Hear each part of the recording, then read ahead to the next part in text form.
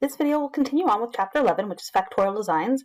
In this short video, you should, by the end, be able to understand what an interaction is within a factorial design, know how to look at the data and determine if there might be an interaction, and know how to look at a graph and determine if there might be an interaction. We say might because we haven't done statistics yet, but by visually looking at the data in a table and a graph, you can start to get an idea. So for an interaction, one factor has a direct influence on the effect of a second factor. Another way of looking at it is that the effects of one factor depend on the levels of a second factor. So does the effect that we see, if we see an effect of social interaction, does it depend on the group type that they're in? Or if we see an effect of group type, does that depend on the level of social interaction that they're in? So, and we denote that by A times B in a two-factor ANOVA. So when we have two factors, remember this is factor, say, A, and this is factor B, we denote the interaction as A times B. Independent factors have no interaction. Dependent factors have an interaction. So when you see an interaction, you know that your factors are dependent on each other. When you see no interaction, your factors, the effect that those factors have, are independent of each other. So here's data from a table of that paper that we're discussing. And let's look at this table. Pull out some data for self-esteem. So we're going to pull out this information from self-esteem. And I show you this because you're going to do something similar to this in your lab today. You're going to look at some papers and you're going to pull out information that is relevant. So if we look here, this is in-group, out-group, in-group, out-group. This is for ostracism and inclusion. So we're going to put these in a table and then calculate the overall mean. Because our ends are all equal, we don't have to worry about doing weighted means, so it makes it much easier if you're thinking back to statistics. We can just take, to know the overall effect of ostracism, we can take these two scores, add them up, and divide by 2. So we're going to put this in-group versus ostracism would go here. Out-group ostracism would go here. In-group inclusion will go here. And in-group or out-group inclusion will go here. And voila. So if we look here at, thinking back to what we learned in the last video about main effect, if we subtract 5.27 from, or 3.43 from 5.27, we end up with 1.84 as a difference. If we subtract these two, we're only going to get 0.3 as a difference. So very small, right? So remember, when we're looking at main effects, we compare the row means versus the column means. So possibly, it looks like there's probably a main effect for social interaction, but not group type. Now, what about the interaction? Does this effect that we're seeing here in social interaction, does it depend on the group type that they're in? So if you look here, the difference is here. If we look here between the difference between in-group and out-group for ostracism, we're going to see a difference of about 0.03. If we look at the difference of in inclusion between group type, we see a difference of about 0.2. So overall, these are all pretty similar, suggesting that the effect that we see here for social interaction doesn't necessarily depend on group type. So I've gone ahead and plotted this here, and you see, so in-group inclusion, their mean was 5.37, going down only to 5.17. Not much of a slant there. Stayed pretty much the same. For ostracism, 3.57 to 3.33. Again, not much of a difference. Showing you again the slant of the line gives you an idea that probably not a main effect there. But if we look at the difference here between at outgroup level, here we have 5.17 compared to 3.3. So there appears to be between ostracism so inclusion and ostracism, there does appear to be a big difference regardless of which group they're in. So that the ostracism group self-esteem scores are lower than the self-esteem scores in the inclusion group, regardless of which group they're in. So these parallel lines suggest, again, no interaction. All right, so here, since there was no interaction here, I put in a data set for an example where there actually was an interaction. So in this experiment, a set of researchers examined individuals in high-contact sports, football and ice hockey, and low-contact sports. The goal was to study the effect of repeated head injuries.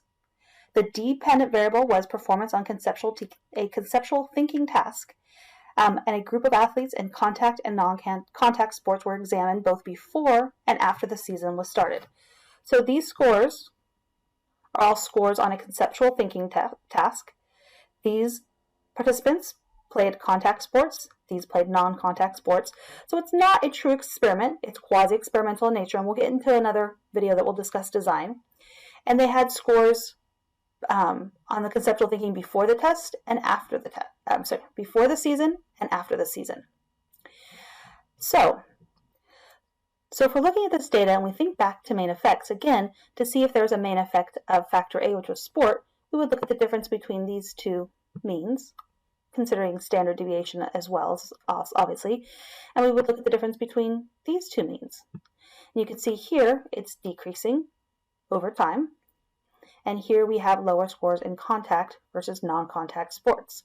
Now the question is, do these differences depend on each other? Does the difference we see between contact and non-contact sports depend on this time, or does the difference we see over time depend on the type of sports? And looking over here at this graph, you can see this is very different than the graph we saw on the last slide, right? The last slide, they were parallel lines. Here, we see slides that are lines that are diverging, and that's a signal of an interaction. So looking now at the differences within these cells. So if we look from 9 to 4, that is a 5-point difference. If we look here, there's only a 1-point difference between 9 and 8. If we look between contact and non-contact, a 0-point difference. If we look at the differences here, it's a 4-point difference.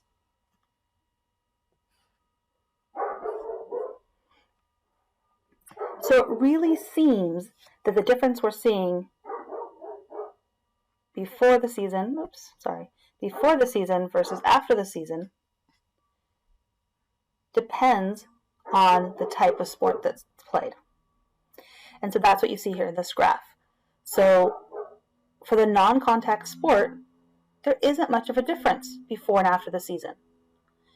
In the contact sports, you see a big decline in the ability on that conceptual thinking task. So that the effect that we see over time depends on the sport.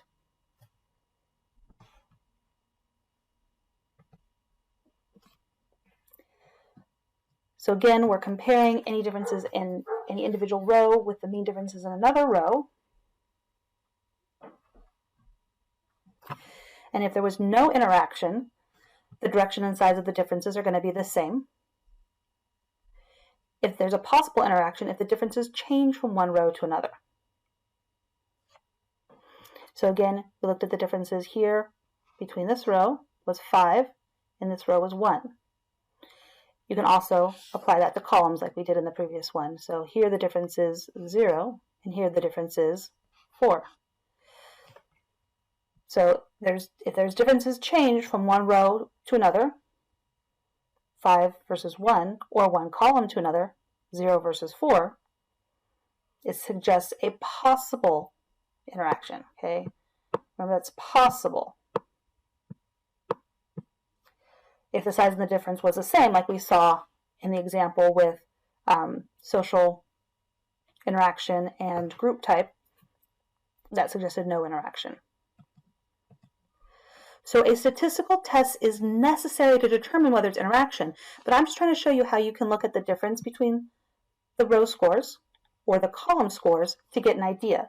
Or you can look graphically, and that's what you're going to do, again, one of the things you're going to do in your labs today.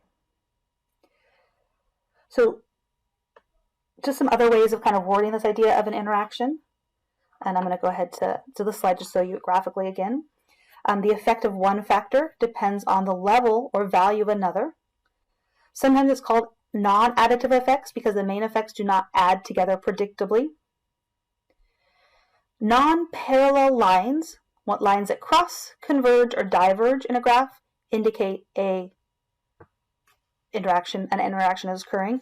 And this is typically called an A by B interaction when you have two factors. And just to show you the difference, this was that group type versus social interaction graph, and you see how we had parallel lines that were not converging, diverging, or crossing at all. And here we see lines that are diverging, meaning they're going apart. And here's just another set of examples of graphs you might see that indicate an interaction or no interaction. So no interaction, here the lines are pretty parallel. Here the lines are fairly parallel. Here they're definitely parallel, look like that ostracism and social interaction test. Here as well, they're crossing, but not very big cross, right? Here there's probably not even a main effect. Here you see a main effect because there's an increase here. They're just both changing together. Here there's a main effect because this line is higher than this line. And again here, this line being higher than this line. So, and then just kind of showing you the way you list the factors shows you the differences. So here's showing you there's probably a main effect for both. Here a main effect for just one factor. Here a main effect for another factor. This graph, very typical of what you might see in an interaction. This one is where lines are, again, diverging in another direction, where you could flip that and you could see them coming back together like this. That would be converging. So significant effects are going to be indicated by a statistical analysis. We want to be careful about interpreting the outcome. So main effects might be there, but if there's an interaction, those main effects really may only occur because of that interaction. So main effects may present a distorted view of the actual outcome.